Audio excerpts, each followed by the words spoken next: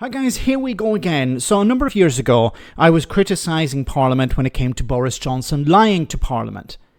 Boris Johnson is a liar, he lied to Parliament, but you could not actually call him a liar in Parliament. And whenever an MP raised the point that he is a liar, they were forced by the Speaker or the Deputy Speaker to withdraw that statement. And now we're seeing exactly the same thing again when it comes to Sarah Pochin, the Reform UK MP, and racism. Have a listen to this.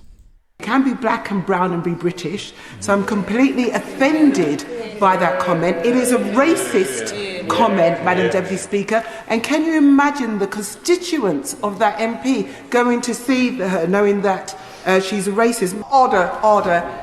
Can the Honourable Lady please reflect on her language and withdraw the remark about another Honourable Member in this place? Madam Deputy Speaker, that comment is absolutely a racist comment. And if we cannot call that comment out in this House, that is in breach of the Nolan principles for MPs. And I want to know, Madam Deputy Speaker, if you can help me in ensuring that...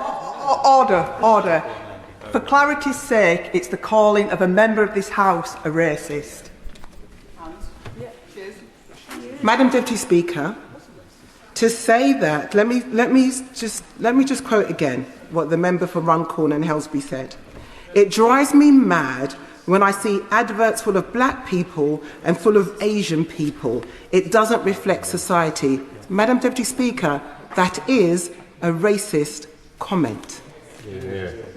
And it is against the Nolan principles. And how can we ensure that members of Parliament abide by the Nolan principles? It's not the comment that the Honourable Member is referring to, it's the fact that that she called the member a racist that is the issue.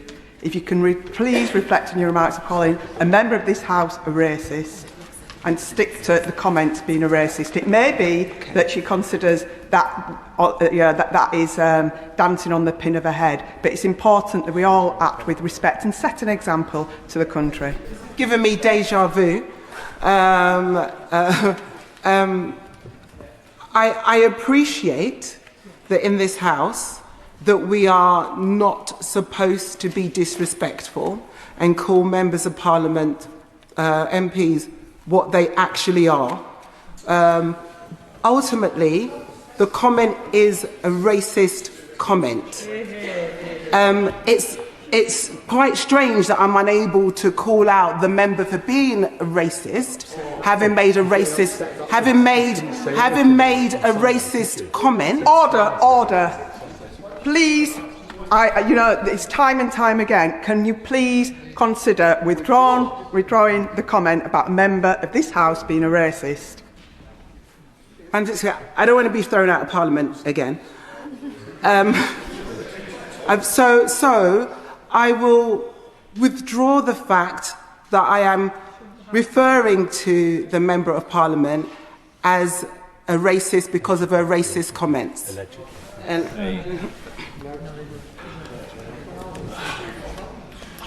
Has she informed the member for Runcorn and Helsby that she intended to refer to her in the chamber? I have. The Chair is not responsible for comments made by individual members outside this place. If the Honourable Member considers there has been a breach of the Code of Conduct, the proper procedure is to complain to the Parliamentary Commissioner for Standards. Oh my goodness. What an absolute joke this Parliament is. You know, we go back to the time, and Don Butler pointed out, there's a bit of deja vu. Calling Boris Johnson a liar, you're not allowed to call Boris Johnson a liar, even though we all know he's a liar, even though he lied to Parliament. And if somebody is a racist, you're not allowed to call them a racist. You're allowed to say that the statement they made is racist, but you're not allowed to call them, the individual making the racist statement, a racist. Because if you do, you risk being kicked out of Parliament for stating a fact. Now, I've mentioned this before. What maybe Don Butler should do is stand up in Parliament and say, Sarah Pochin is not a racist. Then call a point of order and say, I'm sorry, I would like to inform Parliament that I misled Parliament before by claiming that Sarah Pochin is not a racist. Okay, maybe that's the only way you can do it. Because how would Parliament respond, or the Speaker or the Deputy Speaker respond to that? It's absolutely pathetic. You know, you had somebody who was lying to Parliament on a daily basis, but you could not call him a liar because of some ridiculous procedure. And now you have somebody making racist statements who's obviously a racist, cannot be called a racist. You can call the statement a racist, but you can't call the MP a racist. Like, how can you make racist statements and not be a racist?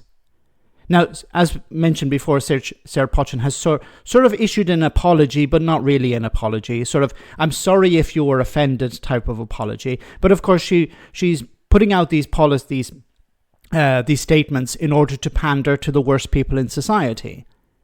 You know, don't worry, far right, we haven't forgotten you, okay? And then issue a ridiculous apology pretending that you're, no, everyone else, we actually, we're a real party, we're a serious party, we're not far right, we're centre right. But isn't it ridiculous that you can't call somebody who's racist in Parliament? So how do you get around this problem? How are you supposed to hold politicians to account? How are you supposed to inform the public what these people represent? It's a parliament set up hundreds of years ago that's running on hundreds of year old rules and regulations. It needs to be updated. It needs to change with the times. Because if it doesn't, it becomes a laughing stock, as we've seen here. Let me know in the comment section, guys, what you think. I'll see you in the next video.